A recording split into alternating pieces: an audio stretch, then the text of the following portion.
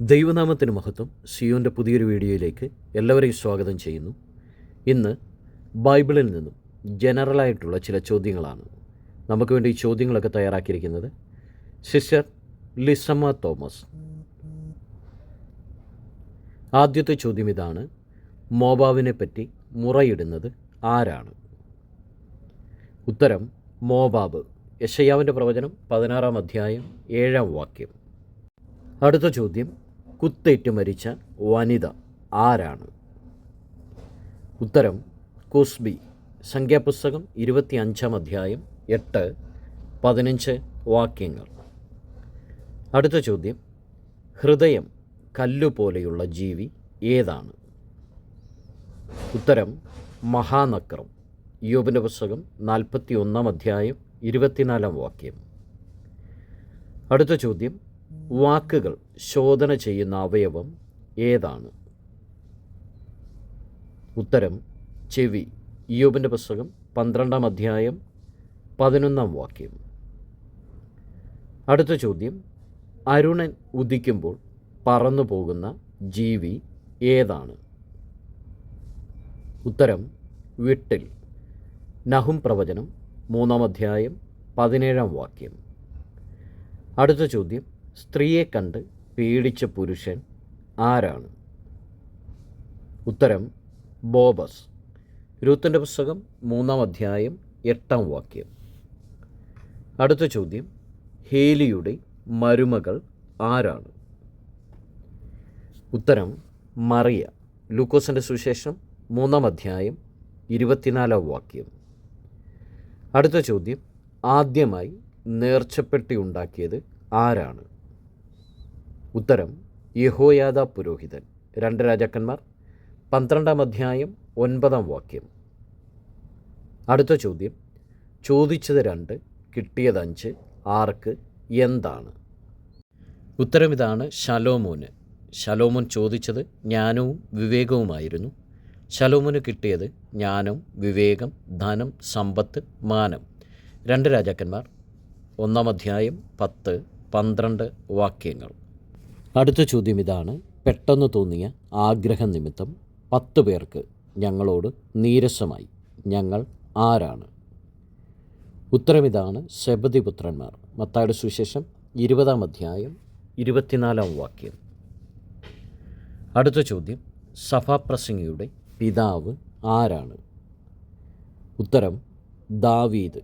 സഭാപ്രസംഗിയുടെ പുസ്തകം 1-ാം അധ്യായം 1-ാം വാക്യം. അടുത്ത ചോദ്യം ഇതാണ്: ദൈവത്തിൻ്റെ ആദ്യ വാക്ക് എന്താണ്? ഉത്തരം: വെളിച്ചം. ഉൽപ്പത്തി പുസ്തകം 1-ാം അധ്യായം 3-ാം വാക്യം. അടുത്ത ചോദ്യം: മൂടുപടമിട്ട പുരുഷൻ ആരാണ്? ഉത്തരം: മോശെ. പുറപ്പാട് പുസ്തകം 34-ാം അധ്യായം 33-ാം വാക്യം.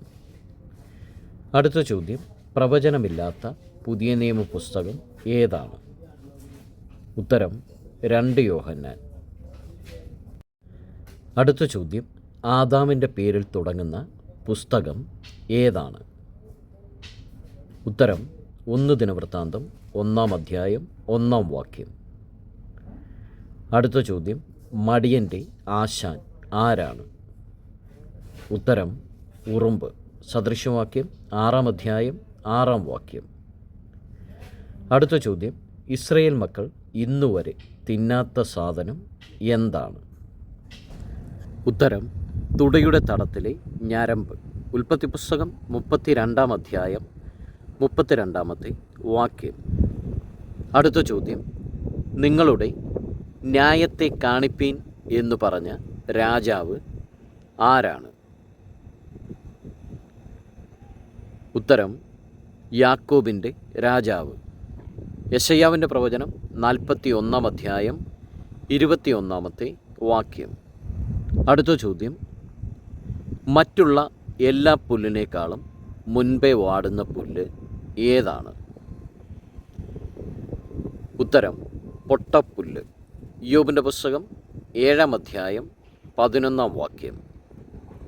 അടുത്ത ചോദ്യം: ദൈവവചന പ്രകാരം നമുക്ക് പ്രയോജനമാകാത്തത് എന്താണ്? ഉത്തരം പ്രവൃത്തി. യെശയ്യാവിൻ്റെ പ്രവചനം 57 അധ്യായം 12 വാക്യം. അടുത്ത ചോദ്യം, ജാതികൾക്ക് അവകാശം വിഭാഗിച്ചു കൊടുക്കുന്നത് ആരാണ്? ഉത്തരം മഹോന്നതൻ. ആവർത്തന പുസ്തകം 32 അധ്യായം 8 വാക്യം. അടുത്ത ചോദ്യം, കരയുവാൻ പറഞ്ഞിരിക്കുന്ന കപ്പൽ ഏതാണ്? ഉത്തരം തർശീശ് കപ്പൽ. യെശയ്യാവിൻ്റെ പ്രവചനം 23 അധ്യായം 1 വാക്യം. അടുത്ത ചോദ്യം, ബുദ്ധിയില്ലാത്ത സഭ ഏതാണ്? ഉത്തരം ഗലാത്യ സഭ. ഗലാത്യ ലേഖനം 3 അധ്യായം 1 വാക്യം. അടുത്ത ചോദ്യം, അതിവേദന കൊണ്ട് ചെവിയുടെ കേൾവി പോയത് ആർക്കാണ്? ഉത്തരം യെശയ്യാവിന്.